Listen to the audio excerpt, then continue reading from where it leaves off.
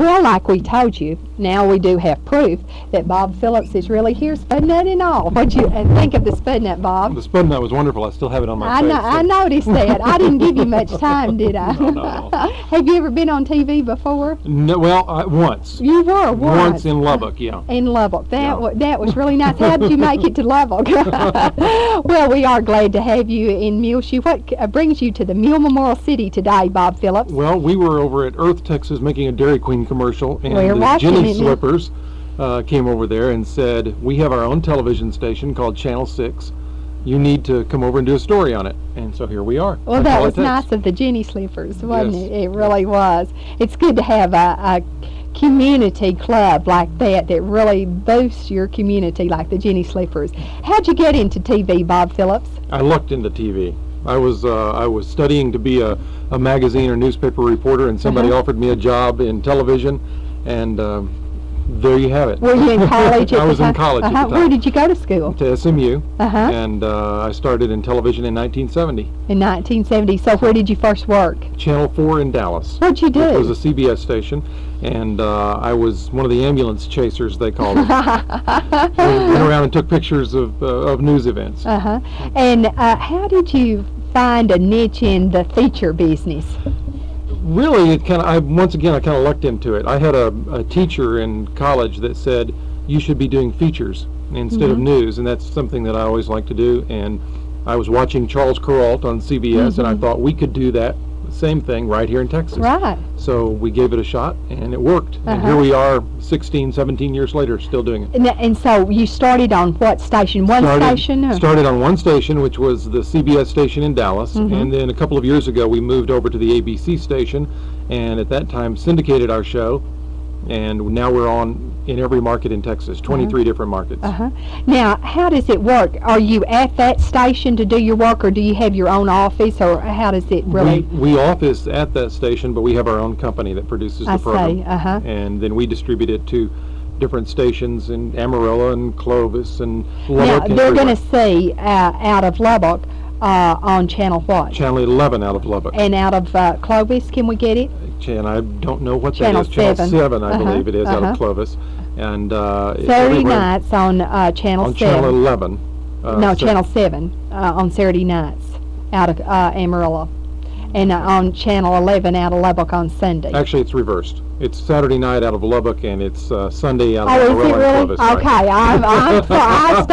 I stand corrected. I just know we catch it for sure. Right after church, right. Now, Bob, what's the most interesting story you've ever done? And don't say Channel 6. It's probably Channel 6 in Muleshoe, Texas. No. Come on, Bob. Every story we do is the most interesting at the time anyway. Yesterday we were in Lubbock all day, and we did an interview with a fellow by the name of Bill Clement, not Clements, but Clement, and he says, no, I ain't the governor. And this man has over 300 Chevrolets in his collection. And yesterday that was the most interesting. Today, Channel 6 in Muleshoe. Well, did he, is he able to drive every one of them? No. It looks a lot like a Chevrolet graveyard is what it is. I see. Do they run? Some of them do. Some of them. And he restores old Chevrolets. You're going to have to watch the show to see how this works. That's not fair, Bob. Okay. Well, now, how many employees do you have?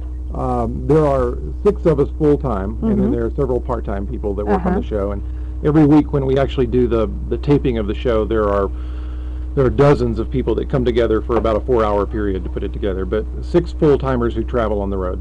Do you like your work? I love it. I've been doing it for, 17 or 18 years now, so that's evidence that I love it. Are you a real Texan? I was born in Dallas. I'm the only person who was born in Dallas that still lives there. The only I'm sure I must be the only one. Yeah, everybody else is coming from the north or from California or something. You're positive. I'm positive. I'm the only one I've ever met. So you're still right at home. You went to school right there in Dallas and everything. Right. Your family still live there? Everybody still lives. My dad lives on the farm up in Collinsville, Texas, which is north of Dallas. My mother's still in Dallas, and my brother's in Washington, D.C., and that's my family. Well, do you think about moving it out of Texas? Can it be the American country reporter? It could be, but Texas is like a country all by itself. Yeah. And so, I think that this is probably big enough for now anyway.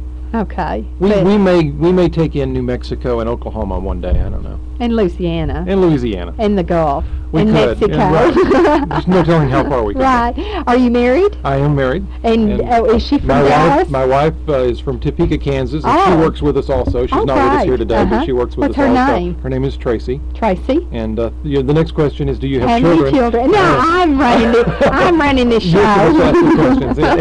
And I have 6, and 3 that meow and 3 that bark. And that's all. And that's it. Yes. And nothing that goes. No human children. No crying.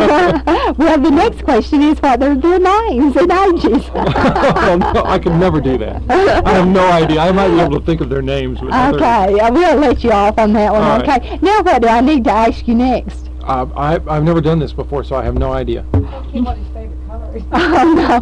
We always ask the children, what's your favorite color? What's your favorite food? I think they do that on the Mr. Peppermint show out of Dallas too. Yeah. Is there someone who has inspired you, Bob? That you really, gee, I'd like to be like that person or have that kind of job. Well, like I said earlier, we copied this whole idea from Charles Kuralt, and he is. We call him my father on the road. And have you ever met him? Oh yes. Yeah, we've met him, and he's given us a lot of inspiration over the years, and we've fed him some stories for his national broadcasts, and he's fed us some ideas, and he's been a big inspiration for what we do. Well, that's great.